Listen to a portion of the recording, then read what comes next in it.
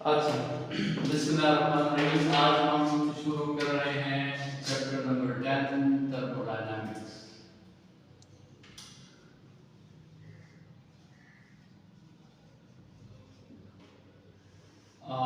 Thermodynamics में सबसे पहले हम डिस्कस करेंगे जीरोथ लॉ।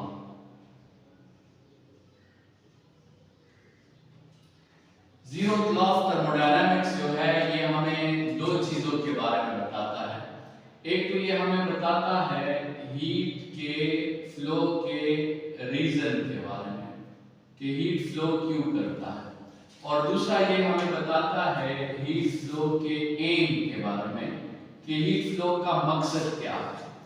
तो जीरोथ लॉ ऑफ थर्मोडायनामिक्स कहता है कि हीट फ्लो का रीजन जो है वो टेम्परेचर डिफरेंस है। जब भी दो बॉडीज के दरमियान टेम्परेचर डिफरेंस होगा तो हायर टेम्परेचर बॉडी से हमेशा हीट निकलेगी और लोअर टेम्परेचर बॉडी की तरफ हमेशा हीट जाएगी। ठीक है, और फिर यही जीरोथ लॉ हमें हीट का एम भी बताता है। हीट फ्लो का एम जो है वो है थर्मल इक्विलिब्रियम।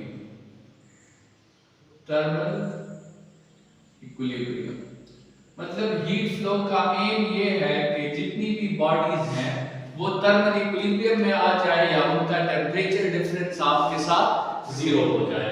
तो ये जीरोथ लॉ है। अच्छा, जीरोथ लॉ ऑफ थर्मोडायनामिक्स जो है हमें हीट फ्लो की डायरेक्शन बताता है, या जीरोथ लॉ ऑफ थर्मोडायनामिक्स हमें हाई टेम्परेचर और लो टेम्परेचर बॉडीज के बारे में बताता है। तो अगर क्वेश्चन आता है कि जीरोथ लॉ किस लिए यूजफुल है, तो उसमें हम कहेंगे कि जीरोथ लॉ इसलिए यूजफुल है क्योंकि ये हमें हीट फ्लो की डायरेक्शन बताता है, और ये हमें ये भी बताता है कि कौन सी बॉडी हाई टेम्परेचर पे है और कौन सी बॉडी लो टेम्परेचर पे है। ठीक है, अच्छा, जीरोथ लॉ को डिस्कस करने के बाद हम थोड़ी सी बात कर लेते हैं कि आपके साथ हीट एनर्जी क्या है।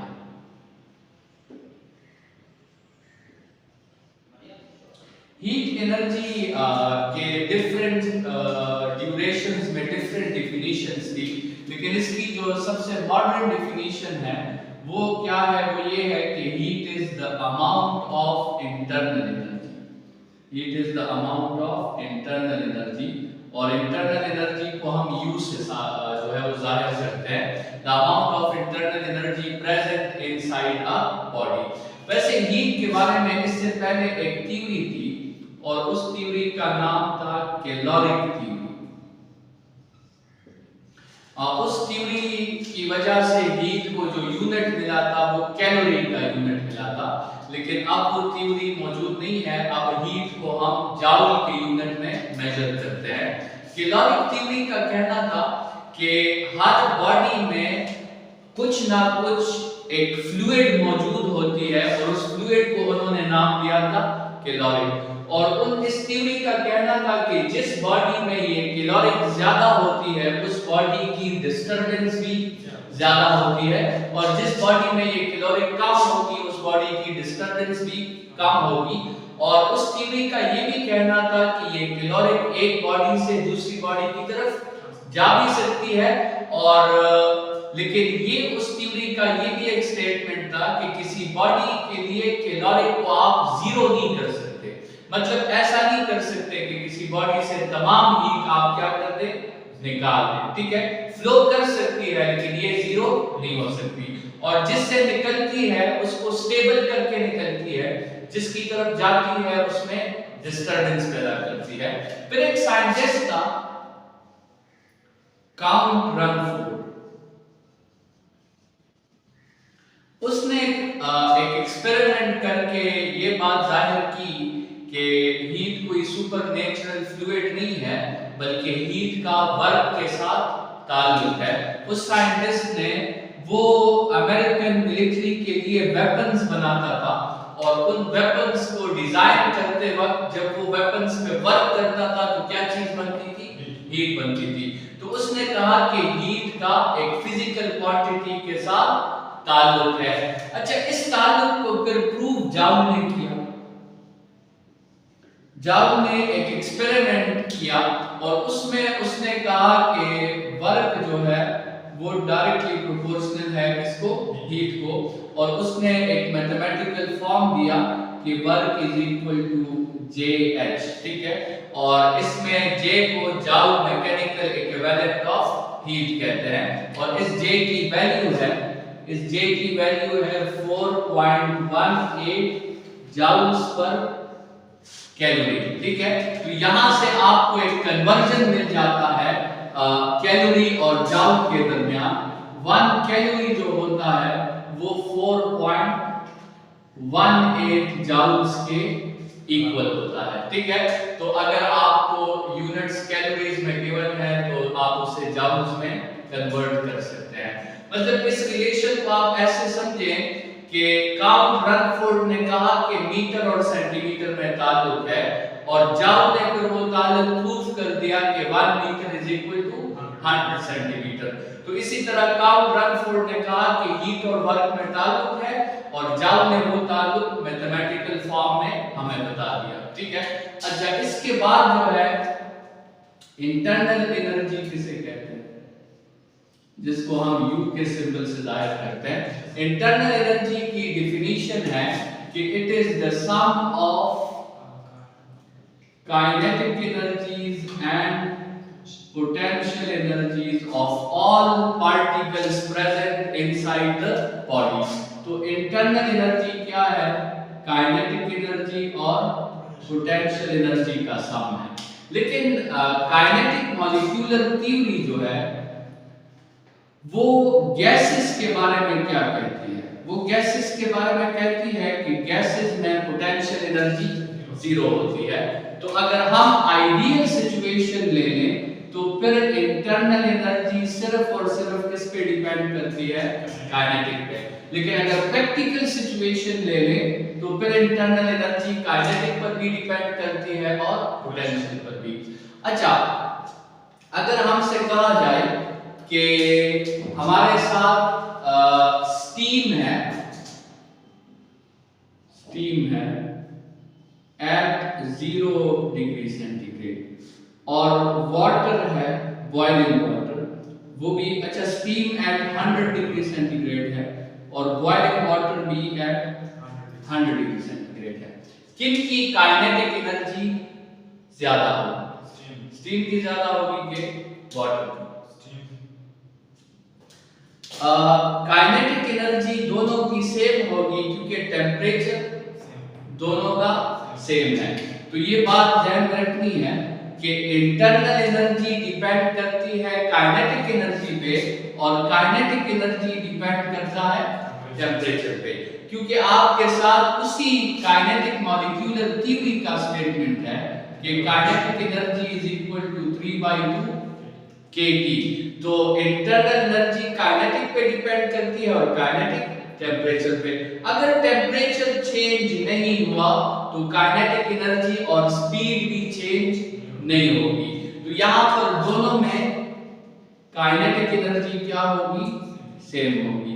इंटरनल एनर्जी किसकी ज्यादा होगी, उसमें फिर हमें देखना होगा कि वो क्वेश्चन आइडियल में है कि प्रैक्टिकल में है। अगर आइडियल में है तो इंटरनल एनर्जी भी सेम होगी, लेकिन अगर प्रैक्टिकल में है तो फिर स्टीम की इंटरनल एनर्जी आपके साथ वाटर से ज्यादा होगी, फिर स्टीम में हीट एनर्जी वाटर से ज्यादा होगी, स्टीम बर्निंग जो है वाटर से ज्यादा करेगा, क्योंकि फिर स्टीम में जो है काइनेटिक भी होगी और पोटेंशियल भी। लेकिन आइडियली अगर बात करें तो फिर दोनों की इंटरनल एनर्जीज आपके साथ सेम होगी, ठीक है। तो इंटरनल एनर्जीज में मतलब अगर हम कह दें कि ideally internal energy is only a function of temperature, ठीक है, क्योंकि आइडियली काइनेटिक एनर्जी है इंटरनल एनर्जी, और काइनेटिक एनर्जी को चेंज करने का तरीका टेम्परेचर है। लेकिन अगर प्रैक्टिकली बात करें तो प्रैक्टिकली इंटरनल एनर्जी टेम्परेचर पर भी डिपेंड करती है और साथ में वर्क पर भी डिपेंड करती है। वर्क का मतलब कंप्रेशन एक्सपेंशन। तो कंप्रेशन एक्सपेंशन में इंटरमॉलिक्यूलर डिस्टेंस या डिक्रीज होगा या इंक्रीज होगा। इंटरमॉलिक्यूलर डिस्टेंस इंक्रीज हुआ तो पोटेंशियल एनर्जी बढ़ गई, इंटरमॉलिक्यूलर डिस्टेंस डिक्रीज हुआ तो पोटेंशियल एनर्जी कम हो गई। तो प्रैक्टिकली इंटरनल एनर्जी पर दो चीजों का फंक्शन है, टेम्परेचर पर भी डिपेंड करता है और वर्क पर भी डिपेंड करता है। इंटरनल एनर्जी को डिस्कस करने के बाद थोड़ी सी बात हम कर देते हैं टेम्परेचर पर। टेम्परेचर की डिफिनीशन है द डिग्री ऑफ हॉटनेस और कोल्डनेस ऑफ अ बॉडी। इसके लिए जो तीन स्केल्स यूज होते हैं उनकी कन्वर्जन है C-0 divided by 100 is F-32 divided by 180 is equal to K-273 by 100। इस फॉर्मूला से आप यूनिट्स को एक दूसरे में कन्वर्ट कर सकते हैं। टेम्परेचर के डिवाइस को थर्मोमीटर कहते हैं और थर्मोमीटर में आपके साथ मैटर की एक प्रॉपर्टी यूज हुई होती है। थर्मोमीटर में क्या यूज हुई होती है? मैटर की एक प्रॉपर्टी, और उस प्रॉपर्टी को हम कहते हैं थर्मोमेट्रिक प्रॉपर्टी। थर्मोमेट्रिक प्रॉपर्टी जैसे हम जो थर्मोमीटर्स यूज करते हैं अपने डेली लाइफ में, जिसमें एक लिक्विड होता है, मरकरी होता है या अल्कोहल होता है, उसमें मैटर की कौन सी प्रॉपर्टी यूज हुई है? वॉल्यूम। उसमें मैटर की वॉल्यूम वाली प्रॉपर्टी यूज हुई है।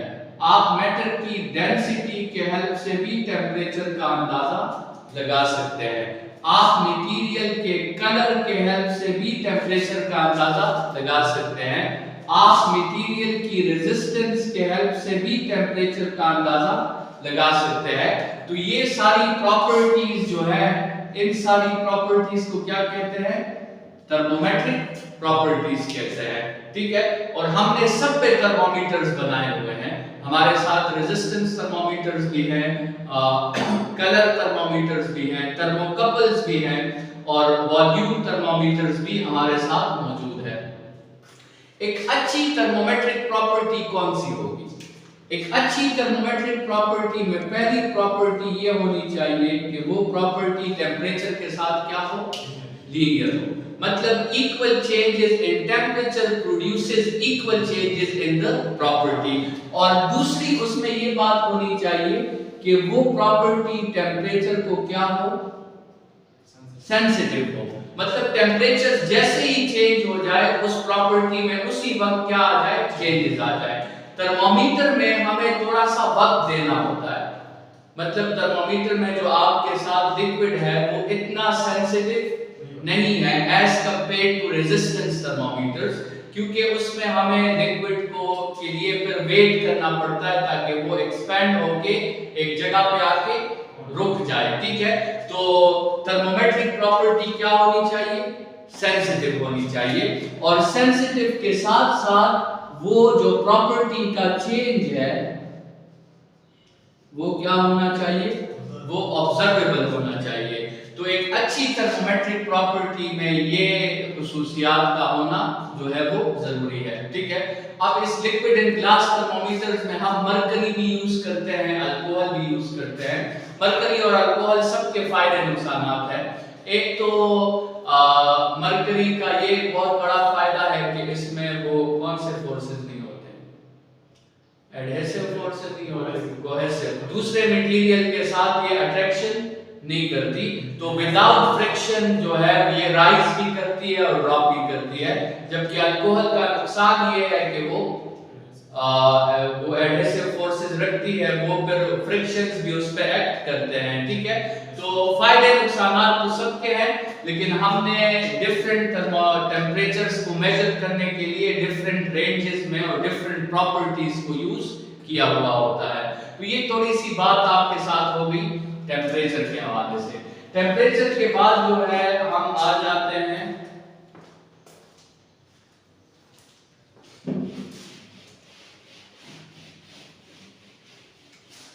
कुछ टर्मिनोलॉजीज की तरफ।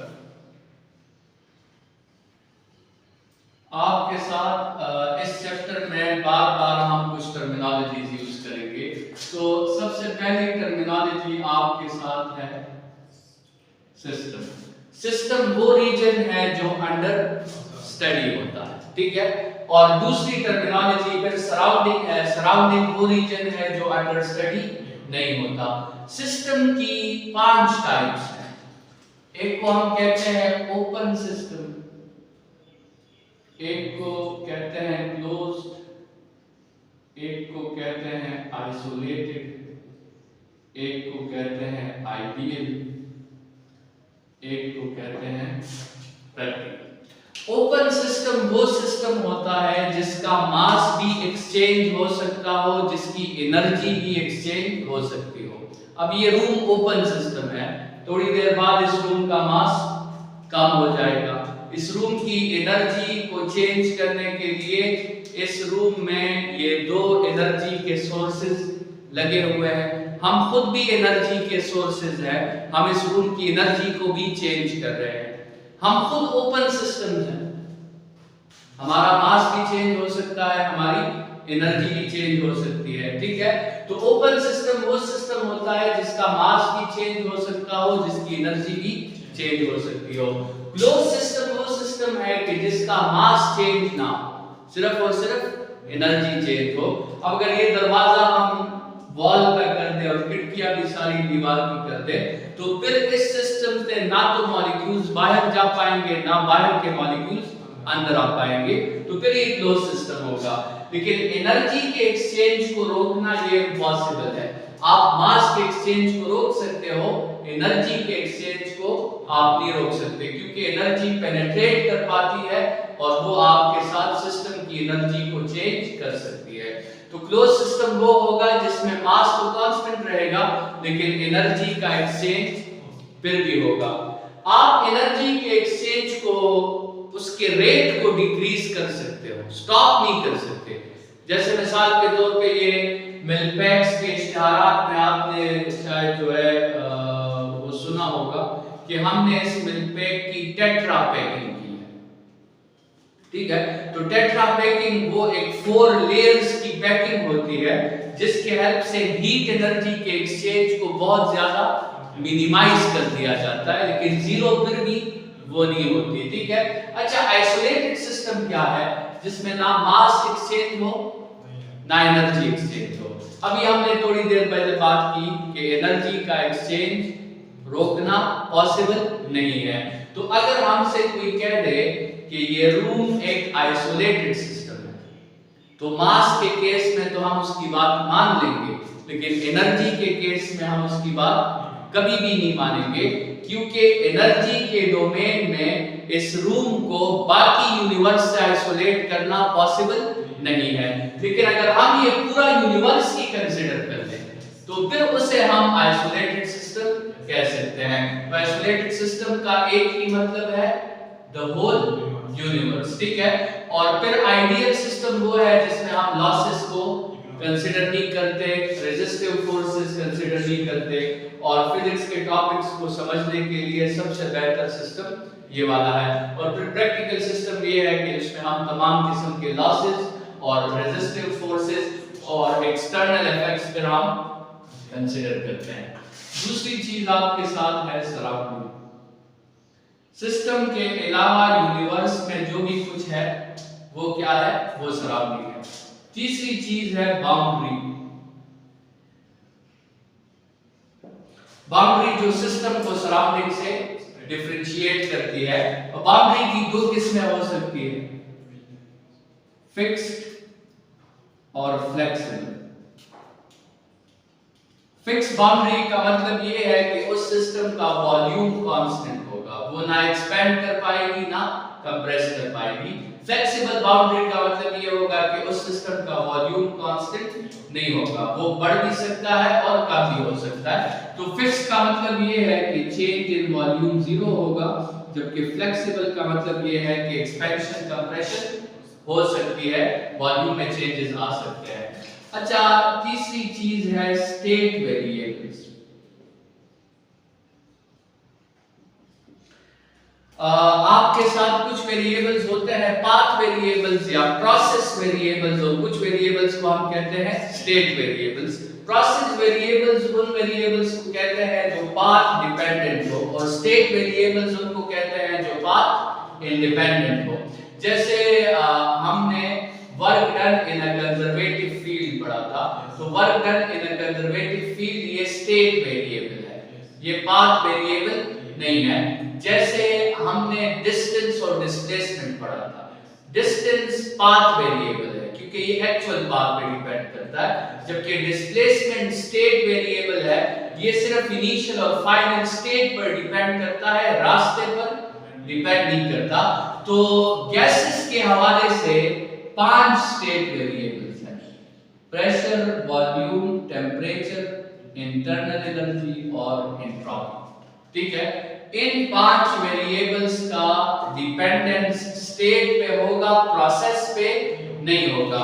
अगर आपसे पूछा जाए कि इस स्टेट 1 से गैस को पहुंचाया गया किसकी तरफ, स्टेट 2 की तरफ, और 2 रास्तों से पहुंचाया गया, तो पहले रास्ते में जो प्रेशर की जो वैल्यू होगी, दूसरे रास्ते में भी प्रेशर की वही वैल्यू होगी, क्योंकि प्रेशर रास्ते पे डिपेंड नहीं करता, फाइनल स्टेट पे डिपेंड करता है। अच्छा, स्टेट वेरिएबल्स के लिए ये बात याद रखिए कि एक ऐसा प्रोसेस अगर हो जाए जो साइक्लिक प्रोसेस हो, मतलब जिस स्टेट से आपने स्टार्ट किया है उसी स्टेट पे आके आप एंड कर ले, तो साइक्लिक प्रोसेस में प्रेशर का चेंज 0 होगा, वॉल्यूम का चेंज 0 होगा, टेम्परेचर का चेंज 0 होगा, इंटरनल एनर्जी का चेंज 0 होगा, एंट्रोपी का चेंज भी 0 होगा। साइक्लिक प्रोसेसेस के लिए स्टेट वेरिएबल के चेंजेस क्या हो जाते हैं, दोबारा 0 हो जाते हैं। ठीक है, अच्छा, हमारी तरफ से जो वर्क है वो स्टेट वेरिएबल नहीं है, हीट जो है वो स्टेट वेरिएबल नहीं है। इन 5 के अलावा अगर किसी पे बात होगी तो वो फिर स्टेट वेरिएबल्स आपके साथ नहीं होंगे। अगर वर्क की बात करें तो W1 और W2 ये एक दूसरे से डिफरेंट होंगे। अगर हीट की बात करें तो H1 और H2 एक दूसरे से डिफरेंट होंगे। लेकिन इन दोनों पार्ट्स के लिए चाहे प्रेशर की बात हो, वॉल्यूम की हो, टेम्परेचर, इंटरनल एनर्जी या एंट्रोपी, उनकी वैल्यूज क्या होंगी, सेम होंगी। अच्छा, एक 2 टर्मिनोलॉजीज और भी है, work by the system and work on the system.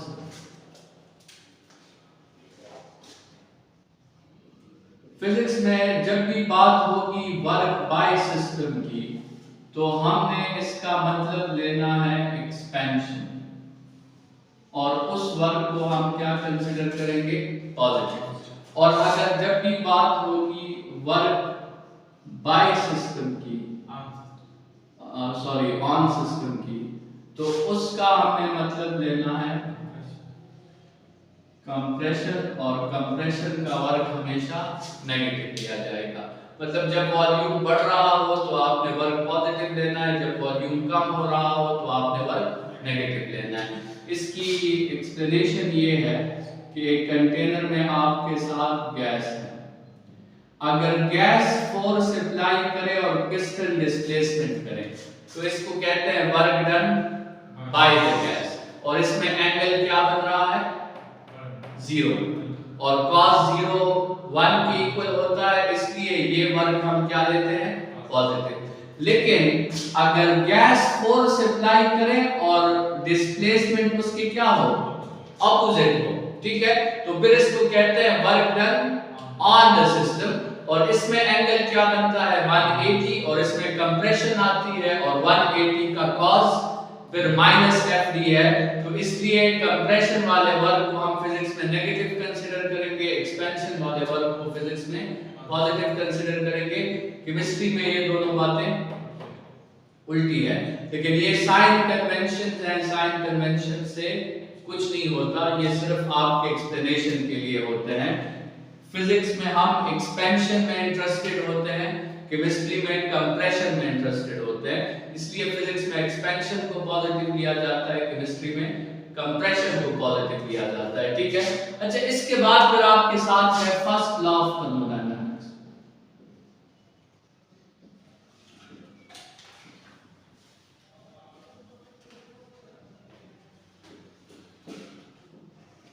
First law of thermodynamics ये असल में law of conservation of energy है। फर्स्ट लॉ कहता है कि किसी सिस्टम को अगर आप एनर्जी प्रोवाइड करो, किसके फॉर्म में, हीट के फॉर्म में, तो वो सिस्टम उस एनर्जी को दो तरीकों से यूज कर सकता है। या तो वो सिस्टम उस हीट को किस में कन्वर्ट कर देगा, पोटेंशियल एनर्जी में, और या फिर वो सिस्टम उस हीट को किस में कन्वर्ट कर देगा, काइनेटिक में। अगर सिस्टम ने उस हीट को पोटेंशियल में कन्वर्ट कर दिया तो आप देख लेंगे कि इंटरमॉलिक्यूलर डिस्टेंस चेंज हो जाएगा, ठीक है, इंटरमॉलिक्यूलर डिस्टेंस बढ़ जाएगा। और अगर उस सिस्टम ने हीट को काइनेटिक एनर्जी में कन्वर्ट कर दिया तो आप देख लोगे कि टेंपरेचर में चेंज आ जाएगा। अच्छा, इंटरमॉलिक्यूलर डिस्टेंस का बढ़ना वॉल्यूम का बढ़ना है, और वॉल्यूम के बढ़ने का मतलब है वर्क का होना। टेम्परेचर का बढ़ना इंटरनल एनर्जी का बढ़ना है, ठीक है। तो इसका मतलब ये हुआ कि जो हीट आपने दी या तो वो वर्क में कन्वर्ट होगी या उससे इंटरनल एनर्जी चेंज हो जाएगी। तो फर्स्ट लॉ ऑफ थर्मोडायनामिक्स कहता है delta Q is equal to delta U plus delta W. The heat given to the system may be converted to its internal energy or it can be used to perform useful work. इसके फिर sign convention है।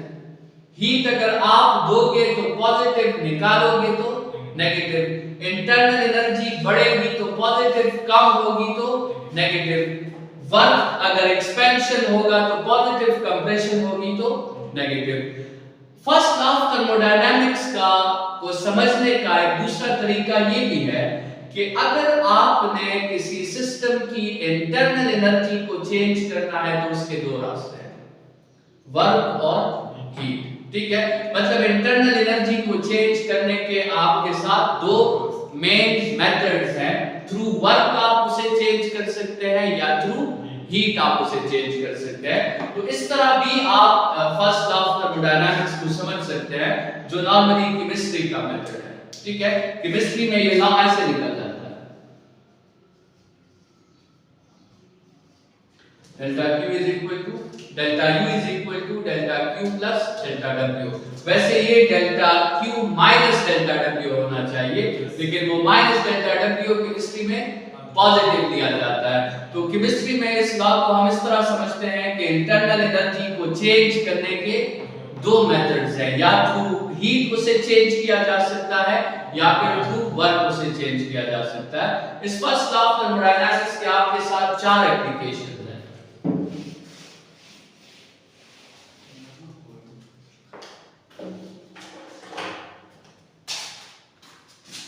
पहला application आपके साथ है isothermal, दूसरा application है isobaric, तीसरा एप्लीकेशन है आइसोकोरिक और चौथा एप्लीकेशन है एडियाबैटिक। ये आपके साथ फर्स्ट लॉ के चार एप्लीकेशन हैं। आइसोथर्मल में कौन सी चीज कांस्टेंट होती है, टेम्परेचर। आइसोकोरिक में वॉल्यूम कांस्टेंट होता है। आइडियाबैटिक में प्रेशर कांस्टेंट होता है, सॉरी आइसोबैरिक में। और आइडियाबैटिक में हीट कांस्टेंट होती है, मतलब हीट फ्लो जीरो होता है, ठीक है।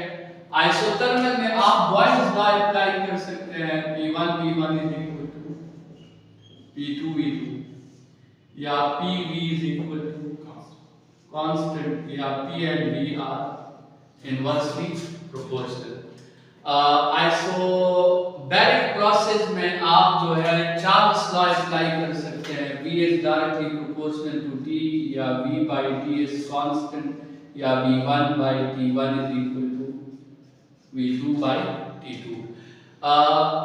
आइसोकोरिक प्रोसेस में आप ये लॉ अप्लाई कर सकते हैं, pressure is directly proportional to temperature, या P by T is equal to constant, या P1 by T1 is equal to P2 by T2।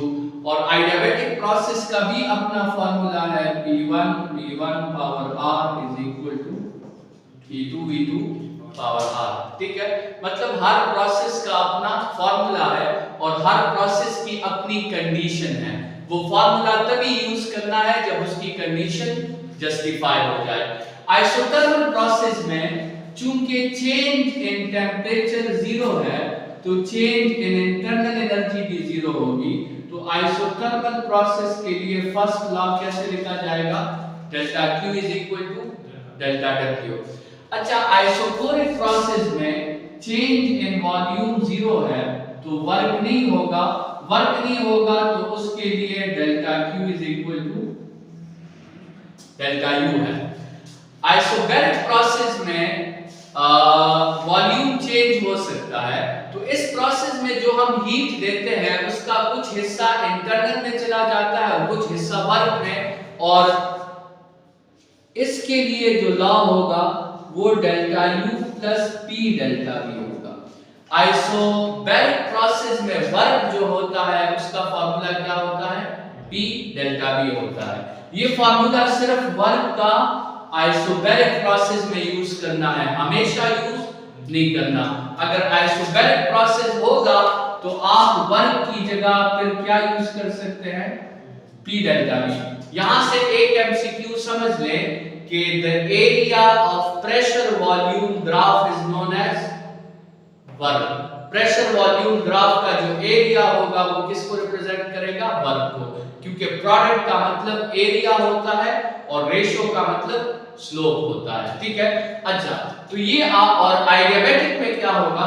आइडियाबैटिक के आपके साथ दो रिजल्ट्स आ सकते हैं, delta U is equal to minus delta W भी आ सकता है और delta W is equal to minus delta U भी आ सकता है। इसको हम कहते हैं आइडियाबैटिक कंप्रेशन और उसको हम कहते हैं आइडियाबैटिक एक्सपेंशन। जिसमें डेल्टा W नेगेटिव होगा तो वो कंप्रेशन है, जिसमें डेल्टा W पॉजिटिव होगा तो वो एक्सपेंशन है। यहां पे आइडियाबैटिक कंप्रेशन जो होगी उसमें इंटरनल एनर्जी क्या हो जाएगी? राइज हो जाएगी ना। तो इंटरनल एनर्जी राइज होगी तो आइडियाबैटिक कंप्रेशन में कौन सा इफेक्ट आएगा? हीटिंग इफेक्ट आएगा। और आइडियाबैटिक एक्सपेंशन में देखिए इंटरनल एनर्जी नेगेटिव है तो इंटरनल एनर्जी क्या हो जाएगी? डिक्रीज। इंटरनल एनर्जी डिक्रीज तो टेम्परेचर डिक्रीज हो जाएगा। तो आइडियाबैटिक एक्सपेंशन में कौन सा इफेक्ट आएगा? कूलिंग इफेक्ट आएगा। ठीक है, अच्छा आइसोथर्मल का अगर हम प्रेशर वॉल्यूम ग्राफ बनाएं तो ऐसे बनता है, इनवर्स प्रोपोर्शनलिटी है। अच्छा, आइसोबैरिक का अगर प्रेशर वॉल्यूम ग्राफ बनाएं तो हॉरिजॉन्टल लाइन होगा क्योंकि उसमें प्रेशर कांस्टेंट होता है। आइसोकोरिक का अगर प्रेशर वॉल्यूम ग्राफ बनाएं तो वर्टिकल लाइन होगा क्योंकि इसमें वॉल्यूम कांस्टेंट होता है। और आइडियाबैटिक का अगर प्रेशर वॉल्यूम ग्राफ बनाएं तो वो भी इस तरह डीके ग्राफ होता है, लेकिन इसकी स्टीपनेस इससे ज्यादा होती है। आइडियाबैटिक में प्रेशर वॉल्यूम बढ़ने से प्रेशर कम होता है, आइसोथर्मल में भी वॉल्यूम बढ़ने से प्रेशर कम होता है, लेकिन आइडियाबैटिक में ज्यादा कम होता है एज कंपेयर टू आइसोथर्मल। क्यों है ऐसा?